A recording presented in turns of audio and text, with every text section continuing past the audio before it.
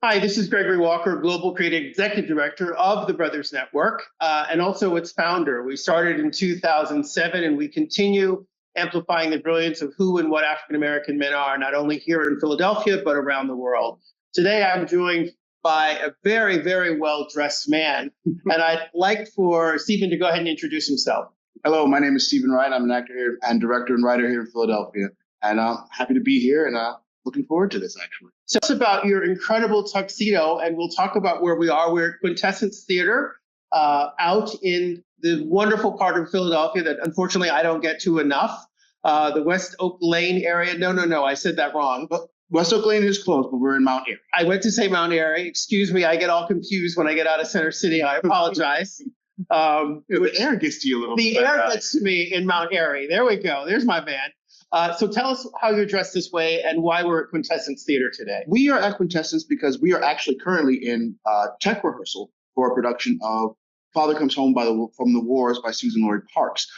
Directed Father Comes Home from the Wars, parts 1, 2, and 3. Yes, so it'll be a very wonderful evening packed with a lot of great entertainment as well as a lot of great storytelling. We're at the helm with Rael Merrick Hodges, who is our director, and she's from Philadelphia. From Philadelphia originally, and she's gone around from New York to the Bay and made a name for herself as well. But she's also been a wonderful creator to work with. And this particular production is by Suzan-Lori Parks, the very famous African-American playwright who is noted for Top Dog, Underdog, for those who may not know. And this is consistent with her themes and her frames around what she wants to show about history and culture. And this, again, is a Philadelphia premiere at Quintessence Theatre. And so we, the Brothers Network, are proud to be engaged with audience development for the theater and for Suzan-Lori Parks and for you as well. Would you tell us what shows you have acted in the past in Philadelphia or elsewhere? In Philadelphia, well. Or elsewhere. Yeah. I've been here for Philadelphia for over 23 years. 23 years. Yes, and I've worked. This is my 11th project with Quintessence. Congratulations. Thank you. It's been a wonderful time over the last 8 years. Started with Uncle Vanya, and whatever gamut we can get to. Actually, it's one of the wonderful things about Quintessence is that in its rep, you're going to see a lot of other things. They are classics in a lot of senses, but they're classic musicals, classic Shakespeare, classic modern era tales of America and or Russia even. Yeah. And or France. Yeah, we've gone to France too. But so this is my 11th here, and I've also worked with such companies as the Wall Street Theater, Art Theater Company, Eagle Bill Classic Theater, Interact Theater Company, Azuka Theater, and I am currently on the board and the artistic committee chair for Plays and Players Theater in Center City. Congratulations. Many of those theaters the Brothers Network has worked with over the 17 years that we have been in, so Azuka and many others. So we're really happy to hear that. So tell us about your tuxedo. I want you to come in a little bit more, lean in closer so we can show people this great tuxedo, this wonderful vest and the wonderful collar and everything. Tell us why you're dressed this way. This is obviously for your character, and tell us your character's name. This is for the opening character, top of Act 1. I'm the chorus leader. And there's a wonderful concept that Rael has put onto the top of the show and the way we're presenting in the first act as the show evolves. The costume designer is the lovely Tiffany Bacon, who's taken Rael's idea and sort of made it flesh. And I was like, what I'll be wearing at the top of Act 1 and the top of Act 2. And then there'll be something completely different for Act 3 that I'll be doing. What are the surprises that people can look to into the show besides the amazing costuming and direction? What else can they look forward to? I want to bring this to Juneteenth as well, so I want to talk about that. It is exactly sort of, I feel, in my connection with the play is exactly that. Yeah. The play takes place in 1862. 1862, during the Civil War. Mm-hmm. And we follow Hero, who was an enslaved African-American man in Texas. Mm-hmm.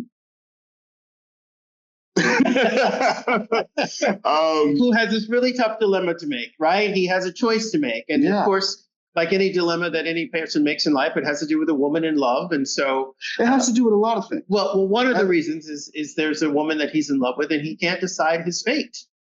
It's part of the balance. It is part of the balance. Because it does, in fact, have to deal with the idea of freedom, community, as well as what freedom means for him, and in turn what freedom means to us as the audience members and us as cast members as well. Like it brings up the concept of a stolen freedom. Mm-hmm. Yeah. If he were to run away, then he would have stolen his freedom instead of it being given to him outright, as it's been promised in some respects. So we also learn about promises and breaking promises, and I am a student of African American history and African American culture, and so I always am troubled by the term runaway, because it really is about seeking freedom. It isn't as if you were running away from a great situation. You're trying to have your freedom. And so I think of enslaved Africans who are seeking freedom as freedom fighters and not runaway. I mean, I think that's a patriarchal, quite frankly, representation. Not to do with this show, but that particular term is as if the person has a really good life and he or she is running away from that. No, these are people who deserve to be free and were born free, and some, depending on where they were born, and then they came to this country, and I don't want to say came to, but were shipped and in chains and all of those other things. And the struggle for freedom, I think, is the subtext of what it is. Not uncommon to other literature like Homer, right? And so, but the other thing of it is, though, is like there's in the back and forth of that is the sort of institutionalization that certain people would have in that situation. Some, the desire to lead and find freedom by any cost is always there, and it is very much a part of, I believe, who we are and how we've come to be as current day African Americans. Because as the struggle continues. Yes. But the other side of that, the other coin that I wasn't expecting, is the institutionalization of it for the person there. And it's something that Suzan-Lori Parks with Hero examines a little bit of that character of being. The character's name is Hero. Yes. In the sense of, this is what I know. This is all I know. Sure. I don't know what's out there. What I want to know is out there. Right. So because as growing up, I was always thinking of the side of like those who would take their freedom, and that made sense. Sure. As opposed to the place where I'm going to stay because I don't know anything else. And it's like the way you have to be. We sometimes ignore the fact of the way that the enslaved African was treated. That's right. Put them in that mental space. Present day, we can look at something and examine it and go, well, I would have done that. And then it's like one of those things where it's like, well, you didn't know we're not told all the nuance. We have to go seek it for ourselves and find out what those things. Sometimes audiences don't want to see another slave play, not the play slave play, but a play about slavery. And this is not a play about slavery. Just to be clear for our audience who may not know and think, oh, I don't want to see that. No, you want to see this. The interesting part about this, it shows, as you brilliantly said, this notion of freedom and what that looks like. And then without giving the play away, but the character Hero is given an opportunity perhaps to become a freed person if he's willing to fight in the war.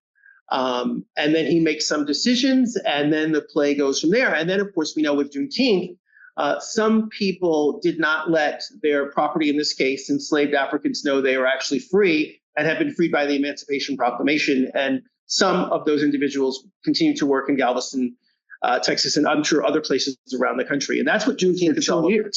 For 2 years. For 2 years after the war, and it's something we celebrate now. And the funny thing is, slavery in America really doesn't end until December 6th in Delaware. but there is that. And I would argue that there's remnants of slavery 400+ years later. But that's a story for another day. And it's something I always loved the idea of Juneteenth when I heard about it initially. The fact that in Texas, that was what they were. They go down to the beach and in the celebration. Sure. And I wonder if it even now being I love that it's a national holiday, but I think we should always continue to educate ourselves about what the things are, what our people and history have gone through, and how we've come to this point. And that's exactly the essence of the Brothers Network, what we have gone through, and then we arrive and we achieve and we continue to achieve over and over and over again.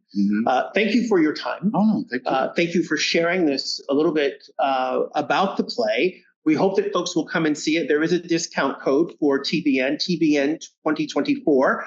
You can go to Quintessence Theatre to their website. You can go to the Brothers Network website, www.thebrothersnetwork.art, and you can find out more. And you can also find out how you can get your tickets at 20% discount. This is the work we believe in. This is why we partner with theaters like Quintessence in Philadelphia and elsewhere, because we want people to be informed, engaged, and ignited by history and culture and the arts, particularly with the presentation of amazing African-American playwrights and actors like yourself. Thank you very much. It's my pleasure. I have to say, while we're on camera, when the James Baldwin role becomes available, I will send you to the audition, because you are James Baldwin-esque.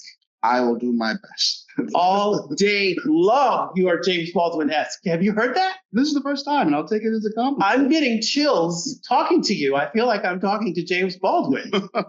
And even the laugh, the mouth, the teeth, everything is James Baldwin. Come back into the camera so they can see it, because we don't know where this is going to end up. When the casting directors are looking around the world. I'll be around. That's it. Say your full name for us. Stephen Anthony Wright. And this is Gregory Walker from the Brothers Network, sharing a little bit more with you about what we're offering and what we're sharing. And we hope that you will come out and see this show. Thank you. Thank you very much.